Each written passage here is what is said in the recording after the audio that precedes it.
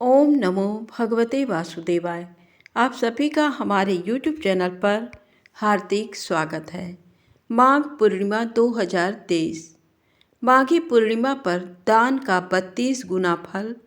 आइए जानें कथा और व्रत पूजा विधि के बारे में। हर माह में जब चंद्रमा बढ़ते हुए पूर्ण हो जाता है तब पूर्णिमा तिथि आती है। पूर्णिमा तिथि हर माह पड़ती है। इस बार माघ मास की पूर्णिमा तिथि 5 फरवरी को पड़ रही है। इस दिन पवित्र नदी में स्नान और दान दक्षिणा का 32 गुना फल प्राप्त होता है, इसलिए इसे 32वीं पूर्णिमा कहा जाता है।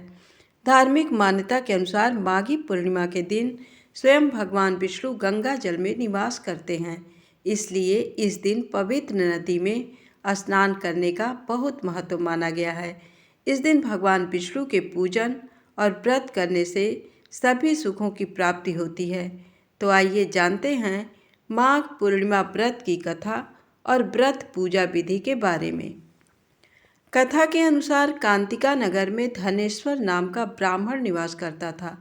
वह अपना जीवन निर्वाह दान पर करता था। ब्राह्मण और उसकी पत्नी के कोई संतान नहीं थी। एक दिन उसकी पत्नी नगर में भिक्षा मांगने गई, लेकिन सभी ने उसे बांझ कहकर भिक्षा देने से इनकार कर दिया। तब किसी ने उससे 16 दिन तक माँ काली की पूजा करने को कहा। उसके कहे अनुसार ब्राह्मण दंपत्ति ने ऐसा ही किया। उनकी आराधना से प्रसन्न होकर 16 दिन बाद माँ काली प्रकट हुई। माँ काली ने ब्राह्मण की पत्नी को गर्भवती होने का वरदान दिया और कहा कि अपने सामर्थ्य के अनुसार प्रत्येक पूर्णिमा को तुम दीपक जलाओ।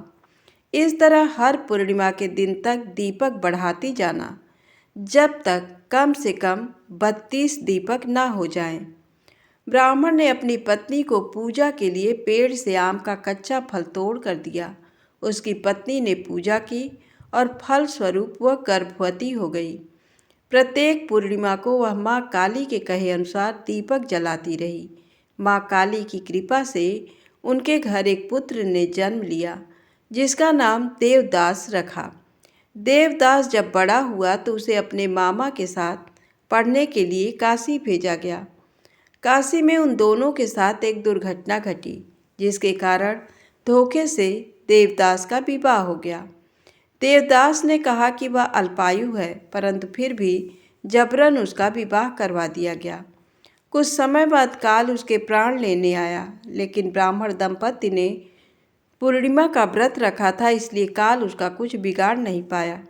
इस कथा के अनुसार सच्चे मन से पूर्णिमा के दिन व्रत करने से संकट से मुक्ति मिलती है और सभी मनोकामनाएं पूर्ण होती हैं। माघ पूर्णिमा के दिन प्रातः किसी भी पवित्र नदी में स्नान करें।